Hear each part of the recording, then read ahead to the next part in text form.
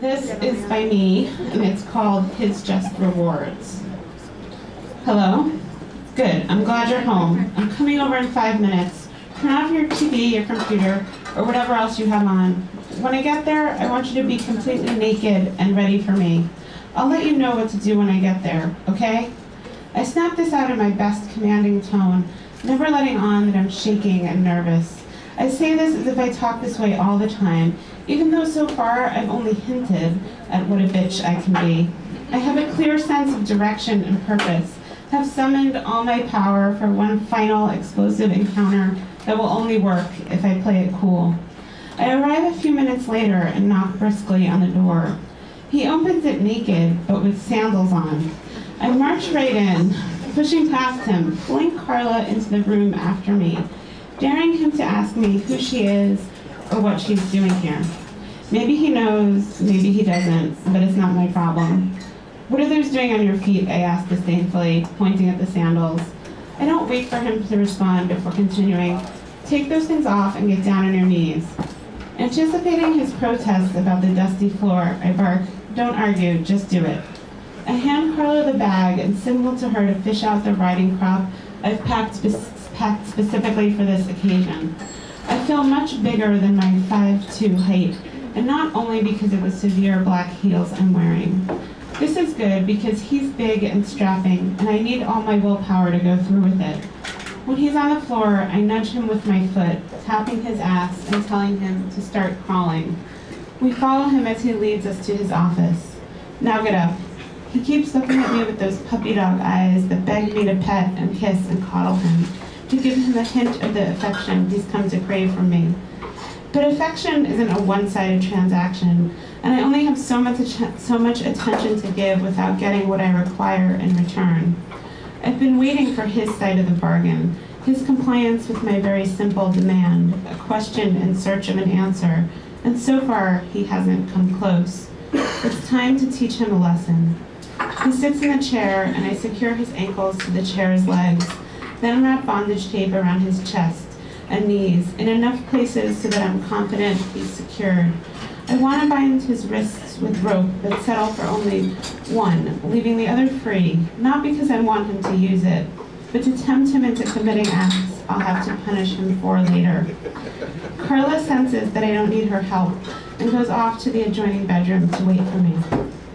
Even though I know you want to be the best little boy you can be and obey all my commands to the letter, I'm a little worried that you're going to try to talk to me or scream or make noise that will distract me from fucking Carla. So I'm just going to have to tape your mouth to prevent you from even attempting anything like that. I pull off a length of the shiny red tape and fasten it over his mouth. I slap his cheeks lightly, one and then the other, and then, because it feels so good, again. His cheeks take on a rosy tone. You look good like that. Don't you agree, I ask, in a babying tone as I pinch one cheek hard. He nods, and I smile in response. As I step back to survey my handiwork, he looks at me beseechingly. I bring my hand forward and caress his cheek.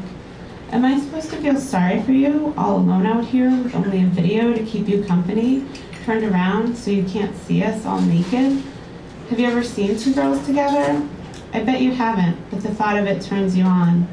I bet you like to watch, like to see her sucking on my nipples and me licking her pussy, like to see me lay her across my lap and spank her. I look down and notice his cock twisting from his restrained lap, and I can't resist a brief stroke over his hardness. Not that I know for sure what you're into, since you've been a bit reticent with that information, haven't you? But on this count, I know I'm right. You would like that a lot, wouldn't you? He nods. Well, you'll just have to guess what we're doing. Though if you're lucky, you might get to hear her scream a little bit, but you're not going to see any of it. I did bring this video to keep you company, and I selected it especially for you. As I put the cassette in the VCR and cue it up, I'm reminded of my babysitting days when a cartoon was all it took to pacify a screaming, whiny child. This video is for adults only, but I hope it will have the same effect. Now, I'm going to get you settled in here and leave you with this video, and I want you to be good and quiet and pay attention. There'll be no stroking your cock. Like I said, I picked this video especially for you, because I think there are some good lessons you can learn about what it means to be a good boy and respond to orders, and you'll see in it what happens when you don't. I want you to watch carefully what kinds of punishment these mean mistresses dish out, because that should give you a little taste of what's in store for you when I get back. I watch as his eyes fixate on the image of a large man strung upside down from the ceiling of a dungeon, while two scantily clad, sexy women beat and torture him. A quick glance at his cock shows me that it at least is reacting positively to the images on the screen. I don't dare give away the fact that the video actresses are much stricter than I could ever be, even in my imagination. But that doesn't mean I can't try my best. I pull a clothespin out of my pocket and present it to him. There's a reason I left your hand free, and it's not so you can play with your cock. It's for this. You can put it anywhere on your body that you want to, but when I come back, I want to see it attached to you somewhere. Otherwise, I'll have the pleasure of clamping it somewhere very painful myself. Got that? I stand in front of him, blocking his view, daring him to try to twist to watch the TV around me, or otherwise stare right at my bulging breasts. My eyes bore into his, wondering if he can even appreciate the emotions underlying my actions. Yes, I know he's been craving some sort of abuse from me, but he's also pissed me off to the extreme.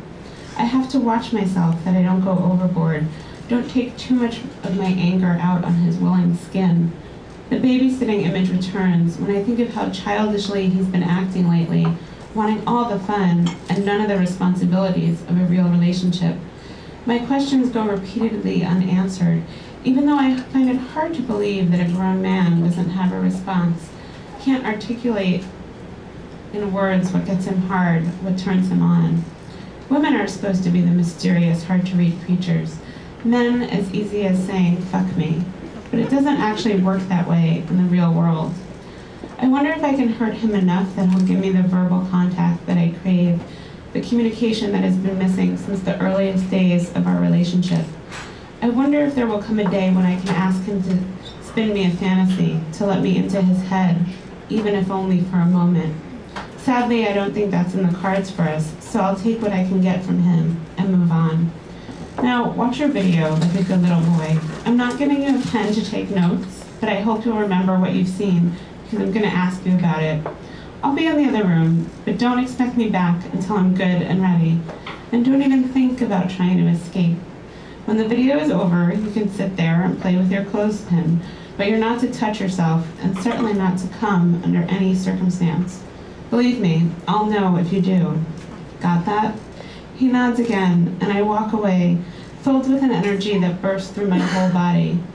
I enter the bedroom and see Carla lying there, leafing through a magazine, and wondering if she's heard exactly what went on in the office.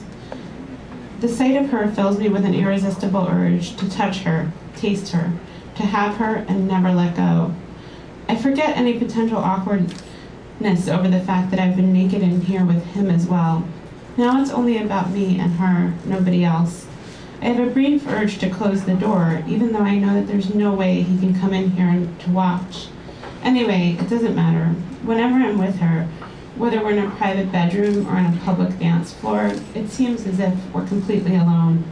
I can melt into her, close my eyes, and all of a sudden, the other people surrounding us disappear. We're the only ones in existence, and she's the only one occupying my attention. All right, I'm gonna stop there. There's definitely more to the story, so go check out She's on Top.